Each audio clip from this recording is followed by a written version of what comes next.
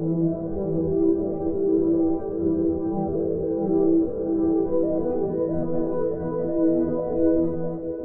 mo bang umakyat sa malamig at matarik na kabundukan pero bakal at alambre lang ang tatapakan?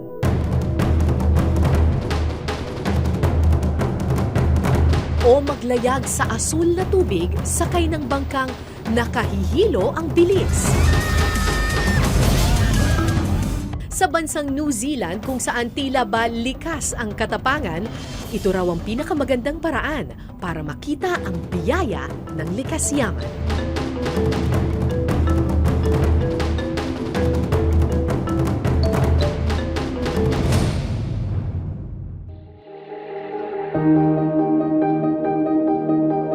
Kung may isang bagay na ipinagmamalaki ang New Zealand, ito ay ang kanilang makulay at mayamang kalikasan.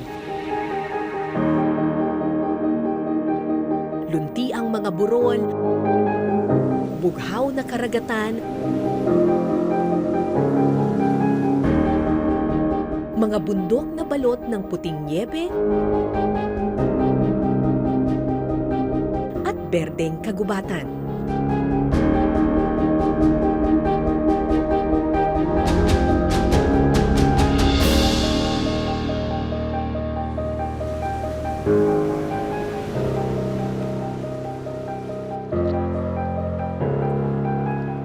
Nag-snow kahapon kaya medyo malamig dito sa lugar na ito ngayon. Ang akyatin natin ay tinatawag nilang Twin Falls. May dalawang waterfalls kang nakikita.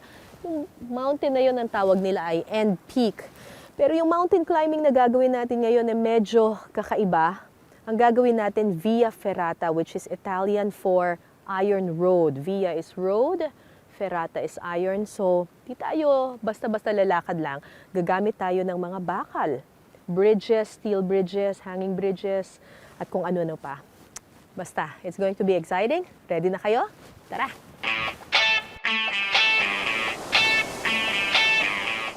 Sa taas na 450 meters, ang Twin Falls sa bayan ng Wanaka ang pinakamataas na Via Ferrata waterfall climb sa buong mundo.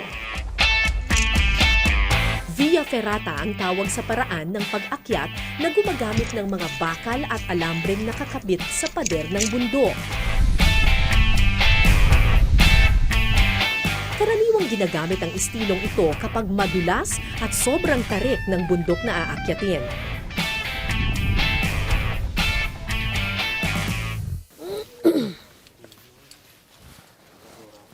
Oops, sorry.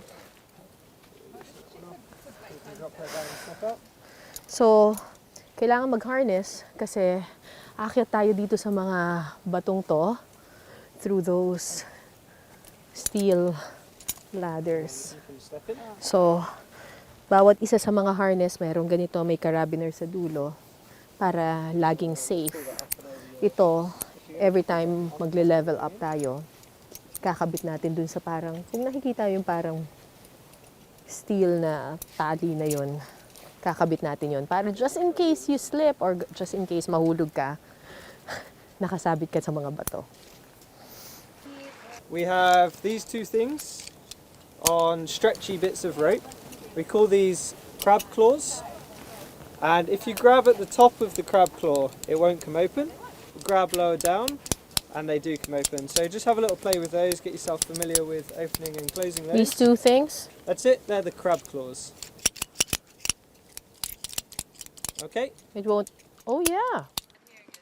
Ayon sa aming guide, mahigit 2,000 bakal na hawakan o steel rungs ang nakakalat sa buong bundok. Ito ang tatapakan at kakapitan namin para maabot ang Twin Falls. So while you're climbing, you're always attached to Precisely, the wire. yeah. Okay. And this is a really important rule. So you never climb without the crab claws unattached. Exactly, Okay, yeah. okay.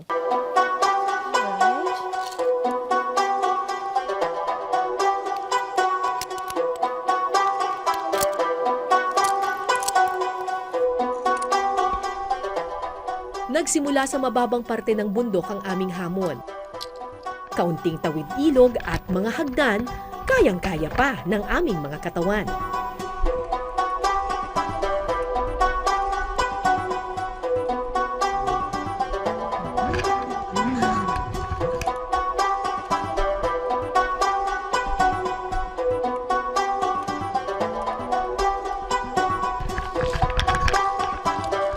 Pero maya-maya, isang kahoy na pinto ang tumambad sa amin.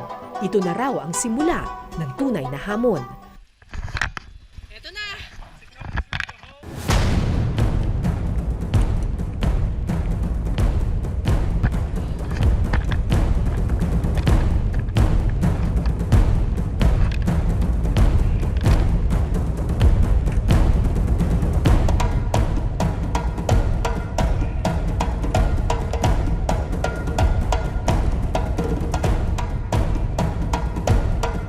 Sanay akong umakyat ng bundok.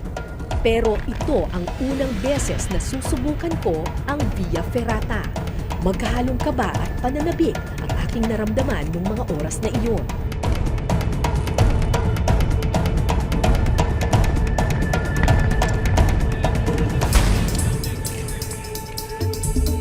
Panay ang tanong sa sarili, paano kung bumigay ang mga bakal at alambreng aking tinatapakan?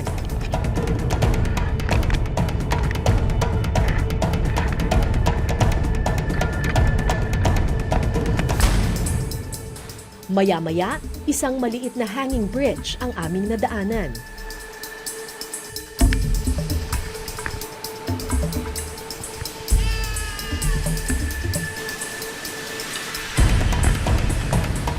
Para matanggal ang aming kaba at tuluyan naming pagkatiwalaan ang mga kable at alambre, hinikayat ako ng aming guide na kusang bumitaw sa aking hinahawakan.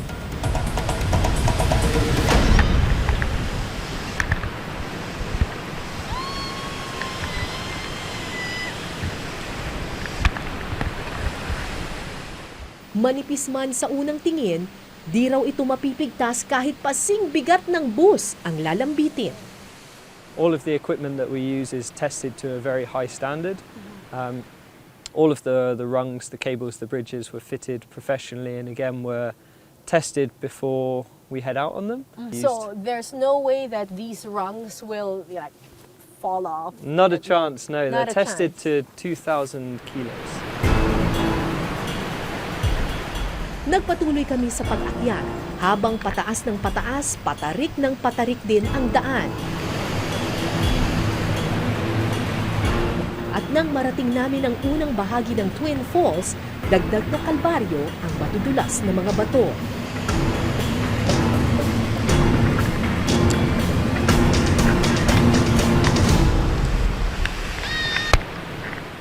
Pero anumang lula at kaba ay napawi nang makita namin ang ganda ng nakatagong talon sa pagitan ng mga bato.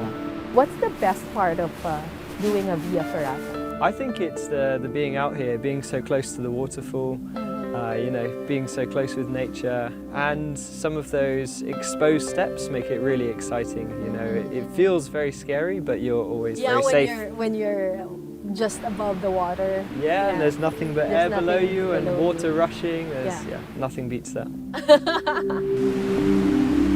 Naniniwala ang mga taga New Zealand na ecotourism ang pinakamainam na paraan para matamasa ang ganda ng kalikasan nang hindi ito sinisira o niyuyurakan.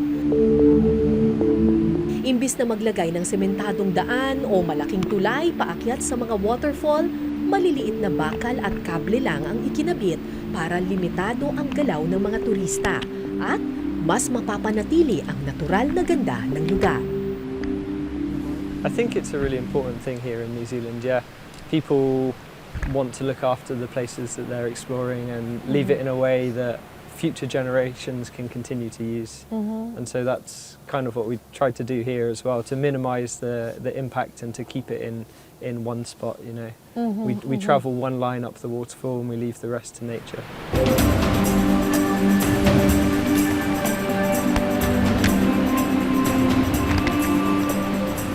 Makalipas ang 2 oras na kaba at lula, sa wakas, narating din namin ang dulo ng talon.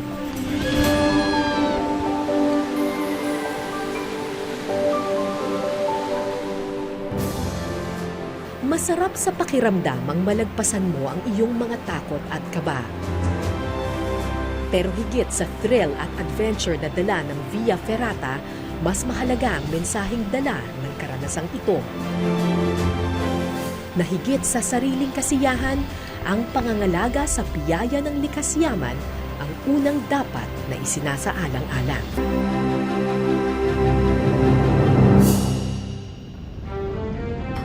Mula sa bundok, tanaw na ang bughaw na karagatan.